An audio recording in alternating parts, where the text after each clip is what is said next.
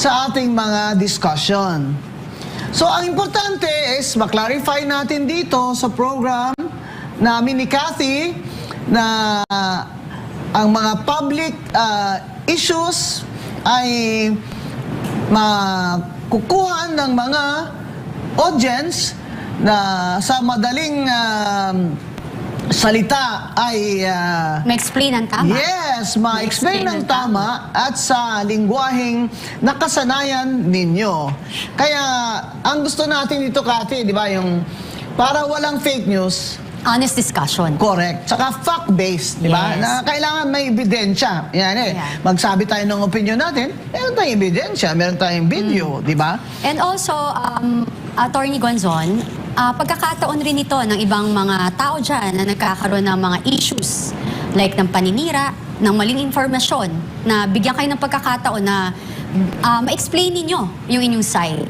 So, kaya ang aming show, ginawa itong title ay Sa Totoo Lang. Kasi doon lang tayo sa katotohanan. At dito, siyempre, pananagutin natin ang mga public officials o kaya mga tao na may mga gawain that affects public interest, di ba? Kasi sa totoo lang, wala pang nananagot. Dito, honesty, facts, accountability ang papakita namin sa inyo dito sa totoo lang.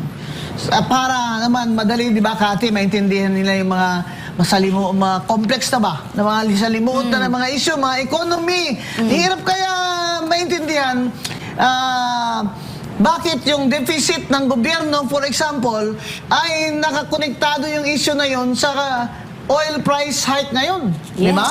Dahil sa deficit na tayo, wala nang subsidy ang magagawa ang ating gobyerno sa ating mga motor owners. Yeah. So, ngayon naman, diretsahan natin pag-uusapan isa sa mga pinakamainit at napapanahong issue sa ating bansa. Ano nga ba ang tunay na nangyayari sa likod ng mga kontrobersiya at usapang bumabagabag sa publiko? Para tulungan tayong himayin at bigyang linaw ang mga kaganapang ito, makakasama natin ang isang batikang political analyst, Kombing. Of course, sino pa ba ang Nako. original at nag-iisang political analyst sa Wala lang Pilipinas? iba, kundi si Prof. Malu Tiquia.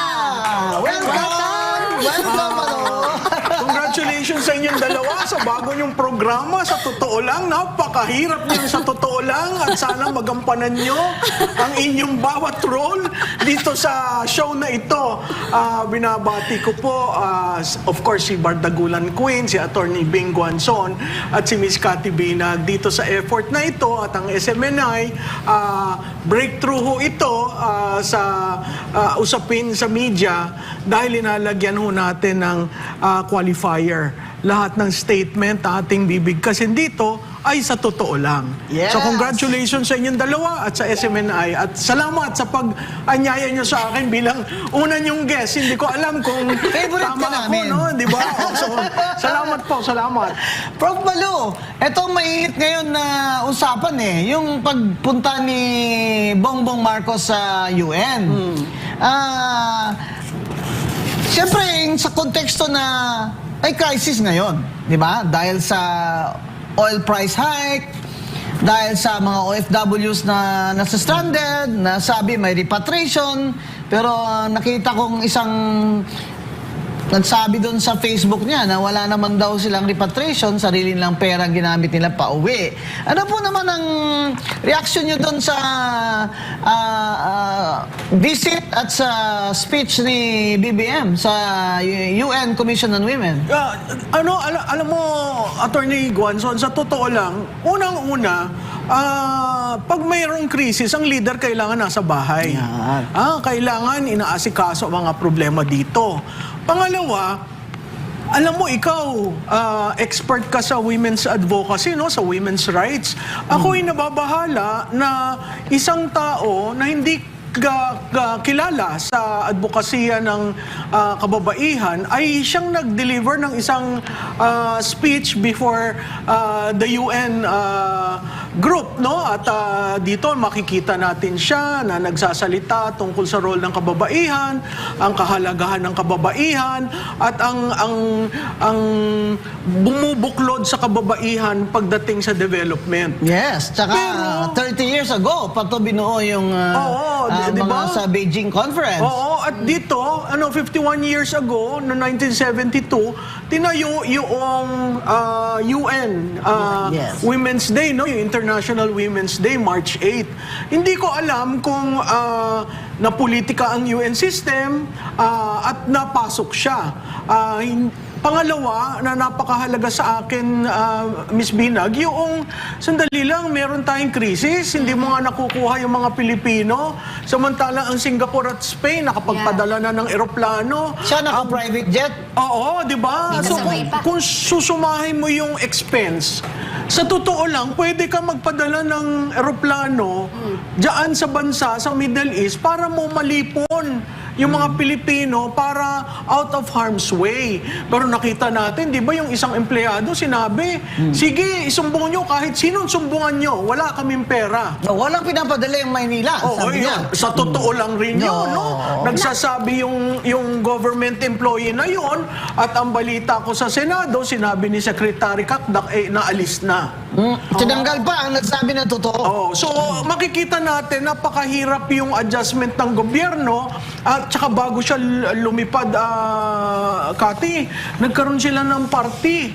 Oo nga. Pero yung party yun, hindi naman daw gastos ng Malaki Pilipinas, no? Ng Kahit gobyerno. na, biro mo parang yan yung, kumbaga, nasusunog na ang Roma. Oo. Nagpa-party ka. Si Nero, nagpa-party pa. Di ba? So, sa Iya. totoo lang, sinong gumastos, at kung hindi ang gobyerno ang gumastos, bakit naman kayo nagkaroon ng party? Sa loob ng Malacanang. Oo. At ang mali doon sa akin naman is insensitive. Oo. Sa totoo lang, napaka-insensitive na ang dami nating OFW sa iba't ibang parte ng mundo na ang mga pamilya nila dito sa Pilipinas ay nag-aalala. Yeah.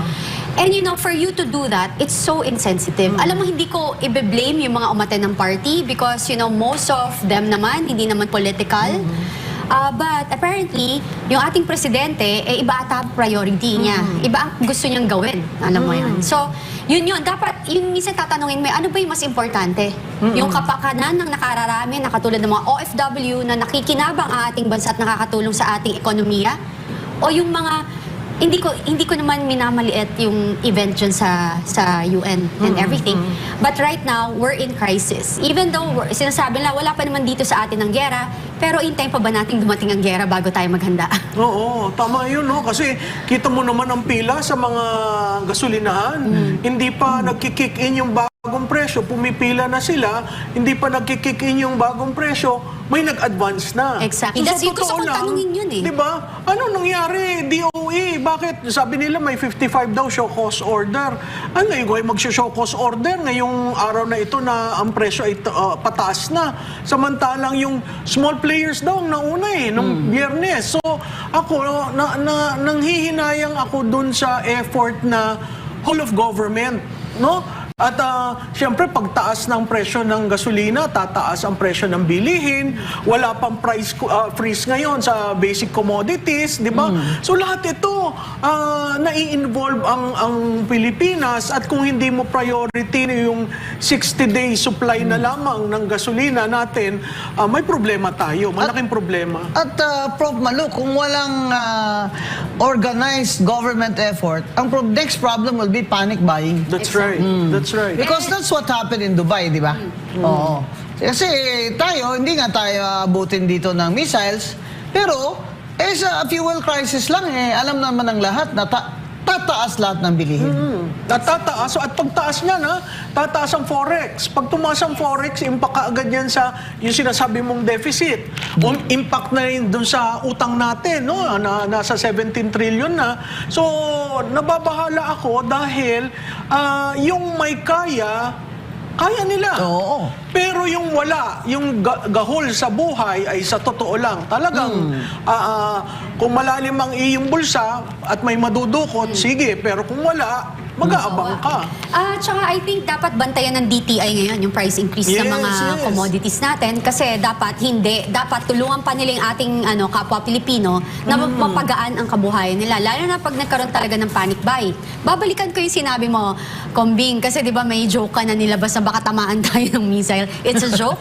But apparently, kahit sabi mo hindi pupunta dito, hindi aabot. Ang effects. But, remember, yung allies nila ay malapit sa atin. Correct. So, huwag na nating hanuhamunin, di ba? At saka may EDCA sites tayo. No? Sa totoo 17. lang. EDSA sa Sky. Oo, at 17. pag tiningnan mo yung West Seaboard natin, yun na yung forward defense ng Estados Unidos sa region natin. Yung gera na nagsimula sa Middle East, ngayon nasa Indian Ocean na. So, papalapit ng papalapit sa atin. Merong vapor ng Sri Lanka ang naputukan, merong mga nasaktan. Sri Lanka, malapit na yan sa ASEAN. So, palapit ng palapit at hindi natin nakikita ang sigalot ay titigil. At ang oil reserves, sabi ni BBM, ay para sa 60 days lang. Oo. Or even less. At biro mo, Attorney Bing, no, yung ating Pangulo, mag-a-attempt pa na mag-peace negotiate. Saan? Doon daw sa UN. Kasi ang humihingi siya doon ng isa niyang punta doon ay para magkaroon tayo ng non-voting seat sa national security ng Council ng UN. Ako naman, maliit lamang tayong bansa. Archipelago tayo, maganda ang ating lokasyon, pero hindi ho tayo independent sa foreign policy. Kaya kailangan nating tingnan ano ba talaga ang pinunta mo dyan. Kasi magsasalita, mag-i-speech, magkakaroon ng seat sa National Security Council ng UN. Ano ba talaga? Kasi Tingnan mo lahat nagsasalita doon na Prof. Malo, puro babae. oo. Siya lang yung lalaki doon, tapos At saka head of state. oo. Yeah. Diba? Saka sa mga ibang bansa, kung lalaki ang president, sa mga ganitong UN Commission on Women, yung babaeng vice president na ipapadala niya. Yes, Ngayon, sinimulan mo yan, ha? Sa totoo lang. Oo. Sino ba ang tinitirang babae? Oo. Diba? Doon tayo pumunta. Kasi yung lahat ng binigkas doon sa speech niya, napakaganda. Siyempre, delivered like, Marcos, no? Oo. Pero pag tiningnan mo, yung finact-check mo, sinong inaapi? Sino ang hindi kinukonsulta? Sino ang... babae ho yun! Yung vice presidente niya. So, sa totoo lang. Ay, hindi lang yun. Nandun siya ngayon sa UN. Tapos, yung ibang bansa naghahanda sa mga kaguluhan. Like China right now, may lumalabas. Makikita niyo yan na nakahanda sila, nagpe-prepare sila just in case magkaroon sila ng attack. Tayo, wala. Meron ba? Wala. Wala. Di ba sabi ni AFP Chief of Staff na in 30 days matatapos na yung gera? At handa daw ang mga sundalo natin makipaglaban. Oo. Sa 30 days lang. Oo. Hanggang dumating ang kanilang saklolo. No? At pero alam mo, Atty. Bing, ang una kong tanong, wala nga tayong national siren system. Wala. Di ba Oo, nakikita natin sa ibang bansa, talagang bumubusina yung sirena pag may conflict at may attack, tayo. Di ba? Wala, hindi mo alam. Hindi mo alam kung dadating na yung bomb shelters eh. at saka nakita mo ngayon ang technology dito sa Iran, US, Israel. Talagang ibang klaseng technology na Saka ang Amerika magpapalipad ng mid-range missiles. Oo. Hoy, baka mamaya ang Iran ay through the somewhere in the Middle East magpalipad din ng long-range missiles. Hindi, at saka alam mo, nakakatawa yung pinipinturahan nila yung kanilang mga akala mo aircraft. Pero pintura lang yon na pinalilipad na decoy. Tapos ang bumabaril, milyon-milyon na armaments ng US. Yes. Kaya makikita mo yung parang David and Goliath pa rin yung labanan sa Yeah. Middle East. Pero talagang matindi rin ang Iran, no? Matindi rin Talino. ang kanilang pakibakbakan na sana naman dumating na rin dun sa kapayapaan dahil Yeah. napakahirap sa mundo. At surely ang Nakakalungkot. kapayapaan na yan sa digmaang ito ay hindi manggagaling sa mga pahiwatig o request ni BBM. Kasi sino ba naman ang makikinig sa presidente ng Pilipinas na alam naman nila ng lahat ay nag-host ng 17 EDCA sites. So Hindi lang yun. yung bias nandyan na eh. Kaya, siyempre yung kabila sabihin, sino ba yan? Sino ba yan? Di ba? So, ang ano natin is, this conflict looks like If this lasts longer than 30 days, we are in trouble. Yeah, Yeah, at saka definitely. I think kasi hindi nila alam ano ibig sabihin ng EDCA site. Ikaw, Combi, tsaka Prof. Malu, para maintindihan ng ating mga kababayan, ano ba ang EDCA? Ayan, Malu. Ayan, Diba? alam mo, Importante yan eh. Ang EDCA sites is supposed to be a non-military use of our land jurisdiction, no? Na kunyari, hindi military bases. Oo. So, kasi na-abrogate na natin yung US military bases nung Time ni 1990s. Oo. Wala na yan. Wala na ang Subic at Clark. Ngayon po, naglagay sila ng certain areas sa West Seaboard facing China, South China Sea in Taiwan. At supposedly dun sa kasunduan natin sa EDCA, yan po ay para lamang sa pagtulong pag may bagyo, climate change. Wala akong pinag-uusapan na gera.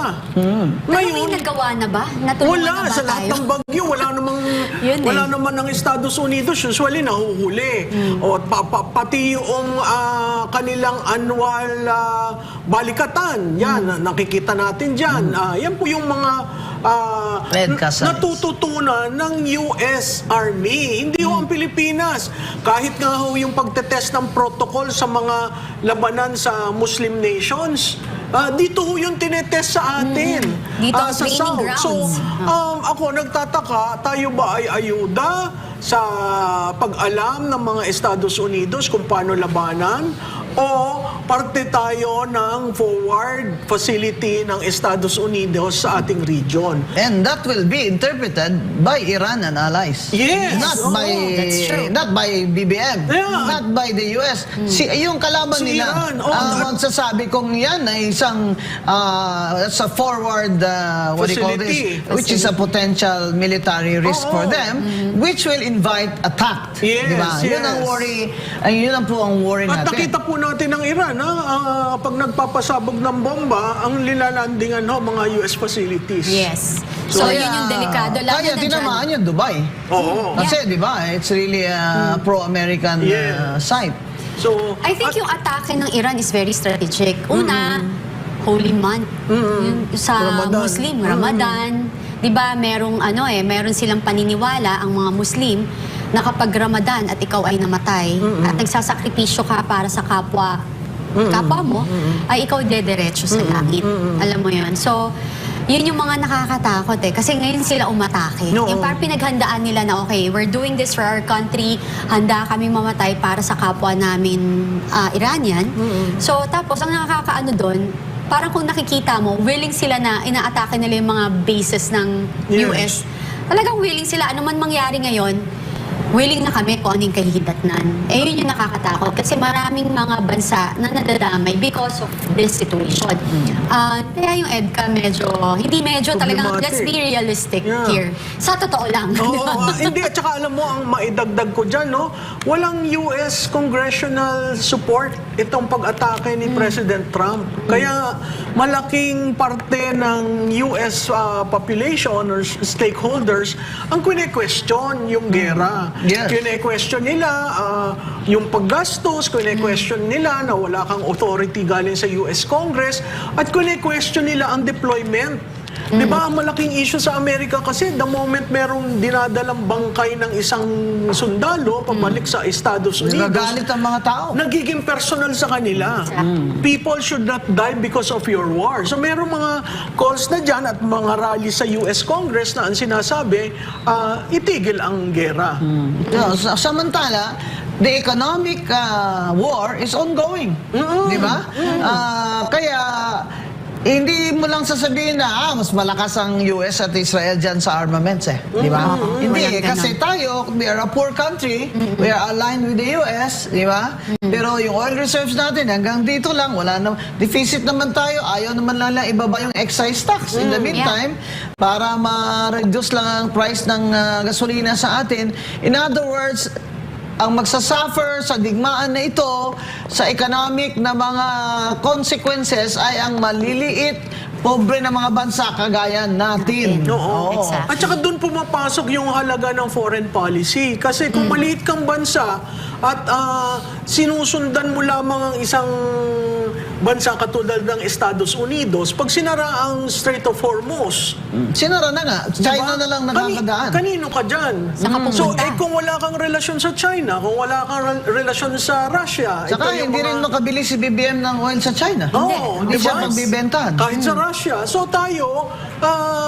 yung desisyon ng ating leader sa foreign policy, apektado. Kaya palagay ko, Prof. Malo, kaya nasa New York si BBM eh. Bakit? Siyempre nandun ang amo niya eh. Oh, well, doon hopefully, Sinasabi mo ba, Kombing, na tumatakbo siya sa magiging problema sa Pilipinas? Oo, tumatakbo talaga siya. Tsaka, alam mo naman, New Yorker yan eh, di ba? Kaya always wants to have a reason na pupuntang New York. Balita ko, isang buong private plane, massive daw, yun ang word, a massive delegation from the Philippines. Really? Bongga ka. and it took the scenic route, going to Alaska and then ending up in New York. Tapos humingi kayo ng budget na ilang bilyon para sa travel, Auntie Claire. Oo. Yun. Oo, mali. Bakit naman ganyan ang presidente natin habang nagdudusa dito ang kanyang mga kababayan? Yan lang naman. Saka yung Congress natin, tingnan mo yung House of Reps, narinig nyo ba na tinatalakay itong mga, the DTI should be Yeah.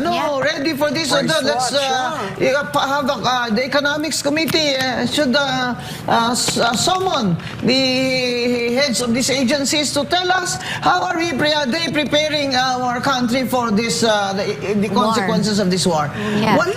Wala kang task force eh. Wala. Yan yung una nating signo sa gobyerno. Pag seryoso sila, may task force na, may reporting na 24/7, nag-uulat na sila dahil krisis ito. Natandaan mo yung COVID. Kahit na sabihin mo nag-umpisa tayo ng magulo, merong effort to report to the public. Ito yung nangyayari, ito yung expectation nyo. At saka, Ngayon, wala. ginawa naman ni President Digong yung advice si Dr. Saldana, di ba? Saldana. Na the best way is to close the borders. Yeah. Yeah. So that was the Hard decisions were made. hard decision pero decisive siya doon. At saka sa panahon ngayon, especially may social media na, nakikita na ng tao, karapatan natin bilang mga mamayang Pilipino na malaman kung ano yung katotohanan para makapaghanda tayo. Kung meron tayong gobyerno na hindi tayo tinuturuan paghanda, saan tayo pupulutin? Lalo na yung mahihirap. Kawawa. Ang dami natin, 50% of our population ay mahirap. And Alam mo, hungry. ang natutuwa ako ang mga local government. Mas sanda pa ang Yes. Quezon City, ang Manila, yung mga highly urbanized Meron city pa kaysa sa silang mga, national. yung go bags. Oo, may handa na sila. Quezon City Diba? ako eh. Tapos meron silang update. Ito ang presyo ngayon. At dito mga mura itong areas ng gasoline station. So, kailangan Kumusta mo po ng dyan giya. sa House of Representatives? Kumusta po dyan? Magkano na po ba ang Richard Mill ngayon na relo? Oo, di ba? Yung ganun siguro ang mga tinatanong When dyan. you're Kaya, confronted with the realities on the ground, sa totoo lang, matatanong mo sa iyong kongresista, kayo ba ay may concern sa amin? Di ba? Kami po'y nananawagan sa inyo dyan sa Kongreso, sa ating mga legislator. Sana ho baguhin niyo yung priority niyo. Hindi namin sinasabi na huwag niyo ituloy yung impeachment or anuman, pero nahaharap po tayo sa totoong krisis ng bayan. ang priority nila, Kati, ang impeachment eh. So, next topic natin, Prof. Malo. Impeachment na naman. Oo. 2.0.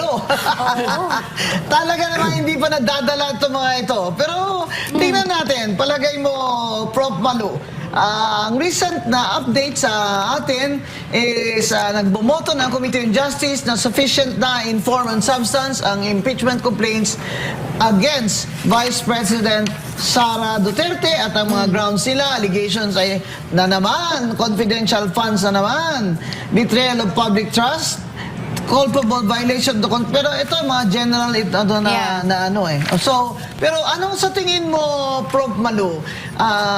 Do you think the majority led by Sandro Marcos can get 1/3 of the votes? Well, nakita natin may signaling na nangyari sa committee level nung nagkaroon ng 54-1 na botohan. Isa lamang ang hindi nag-agree dun sa determination of form and substance. Yung form, Isuntay. madali lang yun. Oo. Yung substance, ang hindi ko lang gusto, nung kinumpare mo dun sa deliberation sa impeachment kay President Marcos, abay sa substance, naglalabas sila ng mga information na hindi naman yun ang basehan to determine substance, di ba? Ang titingnan mo sa substance kasi yung evidence. Pero ang presentation ng evidence dun mismo sa hearing, nandun na di sa ba? Senate Court. Pero nakita mo, ilinabas ni Congressman Ridon yung salin na hindi naman niya sinabi na yung 2008 ay Vice President pa lang dun si BP Sara. Kinumpare niya to explain unexplained Mayor. wealth. Yeah. Yung 2008 hanggang Vice Presidente siya. Ay, Parang siyang senador. Parang siya yung nag-uusga. Di ba? Yeah. Total of 16 years. Kahit sinong Pilipino sa total of 16 years, umaangat ka sa buhay mo. Oo, at Pero saka sa kanya, abogado unexplained At saka wealth. abogado yung husband. Oo. May law practice, may tax receipt. Nag-ITR sila every year as conjugal yung mga assets nila. At saka normal po, kahit sa gawin nyo, kahit sa sinong accountant dyan, it's normal na nag-appreciate ang ating pera na 10% a year. I did that. Oo, yung compound Yeah. interest. Yeah. Pero sa kanya, 1,008%. Kaya sabi ko, ano bang mat meron itong si Congressman Ridon? Hindi niya ko maintindihan. in-identify eh. Oo. Kung paano, saan galing and everything. Diba? At saka yung value of money. No. Kaya, Diba? Congressman Terry Ridon, Sa totoo my lang, former student, estudyante mo yan. Meron akong text dito na receive na ikaw din daw, ipakita mo ang salin mo simula nung bago ka lang, naging kabataan party list rep hanggang ngayon, kung magkano daw ang taas ng salin mo. On the side lang yan, para lang alam nyo na naging estudyante ko yan. Kaya magaling yan eh. Diba? Talaga nga naman, ha? Pero Kailangan ang mat mo, magaling sir, yan eh. ang mat Kailangan mo, medyo galingan, ayos-ayos. galingan niya dyan, ha? Para hindi siya mapahiya. sa Ayusin akin. nila yung mathematics, yung ang numero. pangalawa niyan, si Congresswoman Laila De Lima. hindi ko Naglabas naman tungkol sa COA. No? Bakit?